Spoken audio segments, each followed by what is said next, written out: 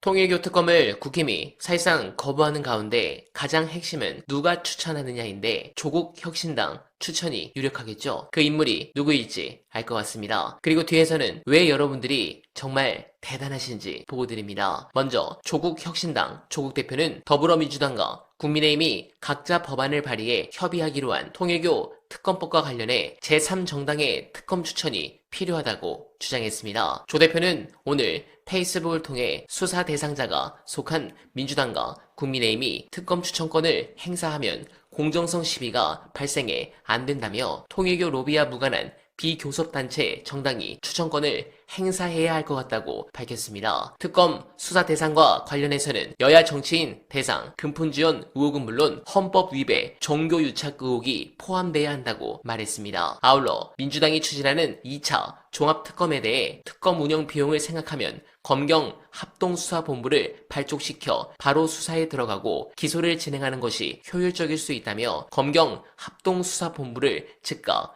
구성할 것을 촉구했습니다. 네, 조국 혁신당이 특검을 추천한다면 아무래도 지난 3대 특검에서 탈락한 심재철, 한동수 변호사 둘 중 하나가 또 올라갈 수 있겠지만 심재철 변호사는 이런 이력 때문에 어렵다고 봅니다. 아마도 한동수 변호사가 된다면 이거 아주 재밌게 흘러갈 것 같아 기대가 됩니다. 관련해 오늘 화제가 된 분석 보시고 이어가 보겠습니다.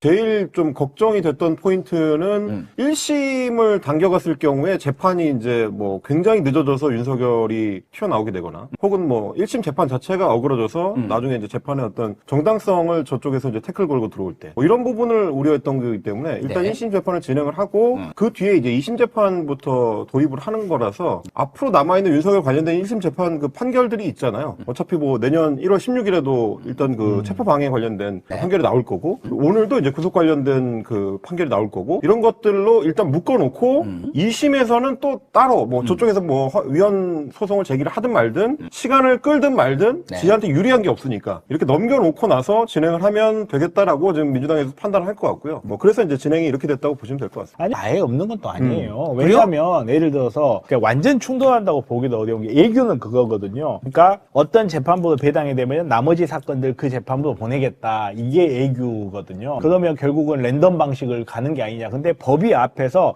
랜덤 아니야? 판사회의에서 추천한 법관들이 이 사건을 맡는 거야 하면 사건 최초 사건을 맡을 때는 내란전담 재판부법이 들어가고 그 다음에 최초 사건 이후에 다른 사건들을 애교에 따라서 원래 내란 사건에 대해서 그쪽으로 사건을 몰아주는 역할을 할 수도 있거든요. 그러니까 이게 둘이가 완전히 충돌되는 건 아니에요. 네. 그리고 이제 명분상으로 보면 뭐 그동안에 대법원을 비롯해서 이제 사법부에서는 계속해서 아무 문제가 없기 때문에 그냥 하던 대로 하면 된다라고 주장을 해왔었는데 민주당에서 계속 내란전담 재판부법 관련해서 압박을 하니까 이게 아무 문제가 없는 건 아니네. 우리도 이게 좀 엄중한 사안이라는 거를 인식을 하고 예규를 바꿔가면서 좀 대응을 해야 되겠네라고 자백을 한 거지 않습니까? 처음에 입장에서 사법부가 후퇴를 한 거죠. 굉장히 후퇴한 거예요. 네, 뭐 그런 거에서도 다 이제 의미가 있는 행보였다라고 보입니다. 리스트를 보시면 아시겠지만 이거는 사실 기존에 이미 수사를 통해서 어느 정도 드러난 사안. 그러니까 이제 통일교 내부에서 한학자 당시 총재가 거의 이제 선언하듯이 우리는 이번에 국민의힘 후보를 민다라고 선언한 이후에 이뤄졌던 후원 작업들이기 때문에 네. 결국 이제 국민의힘을 밀기로 했으니까 국민의힘 쪽에 집중적으로 후원이 많이 몰린 그렇지. 뭐 그런 결과라고 봐봐, 봐야죠. 우리 네. 성범이 형님 말이 얼마나 맞냐면 천정궁에 갔는지 안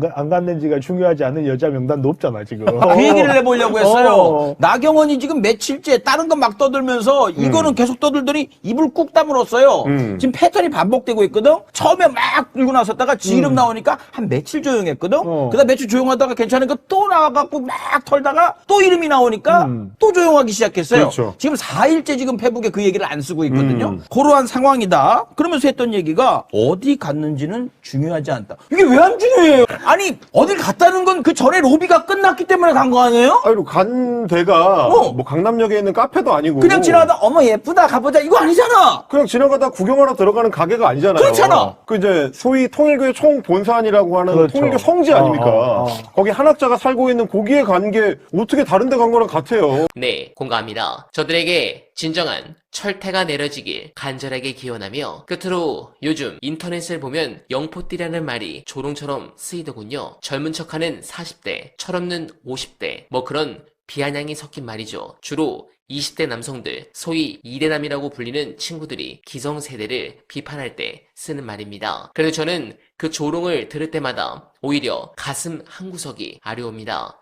그리고 되묻고 싶습니다. 과연 그들이 조롱받을 만큼 이기적으로 살았는가? 지금의 4050 세대 한번 돌아봅시다. 이들은 역사의 격변기를 온몸으로 통과한 세대입니다. 군생활, 지금과는 비교도 안 되게 혹독했죠. 안 믿으실지 모르겠습니다. 40살인 저도 군대에서 많이 맞았습니다. 직장생활, 토요일에도 당연히 출근해서 주 6일을 갈아 넣었습니다. 아날로그 타자기 치다가 갑자기 컴퓨터 배워야 했고 삐삐 차고 다니다가 스마트폰 적응해야 했던 적응의 달인들입니다. 무엇보다 가장 가슴 아픈 건 이들이 사회에 첫 발을 내디뎠을 때가 바로 IMF였습니다. 취업문은 닫혔고 비정규직이 양산됐고 생존 자체가 목표였던 시절, 그 먹구름 속을 뚫고 치열한 경쟁 속에서 살아남은 사람들입니다. 그런데 보십시오. 이 낀 세대의 처지를 부모님 모셔야 하는 마지막 세대이자 자식에게 부양받지 못하는 첫 세대, 학자금 대출이자는 고스란히 감당했는데 정작 본인들은 국가장학금 혜택도 못 받고 이제 좀 쉴까 하니 국민연금은 줄어든답니다. 복지의 사각지대, 혜택의 볼모지에서 막막한 생애를 버텨온 사람들, 그게 바로 지금의 4050입니다. 그런데 참으로 놀라운 일이 벌어집니다. 자신의 이익만 따지자면 이들은 가장 보수화되어야 맞습니다.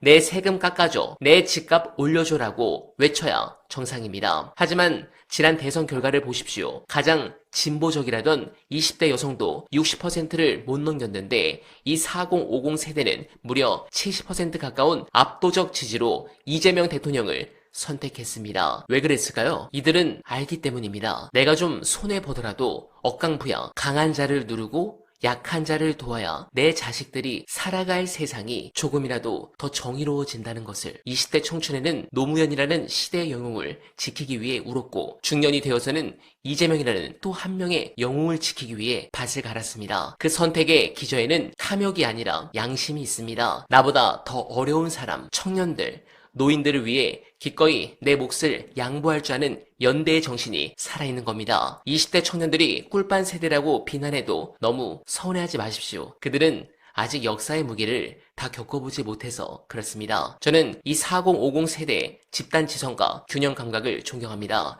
온갖 풍파를 겪으면서도 끝내 괴물이 되지 않고 대한민국의 민주주의를 지탱하고 있는 단단한 척추, 그들이 굳건히 버티고 있기에 우리는 다시 희망을 말할 수 있는 겁니다. 자부심을 가지십시오. 당신들은 충분히 훌륭하고 위대합니다. 해당 부분에 공감하셨다면 소중한 언알바 후원 부탁드립니다. 댓글에 고정된 링크를 통해 많은 사랑 부탁드리며 언알바는 오늘도 최선을 다하겠습니다. 여러분 고맙습니다.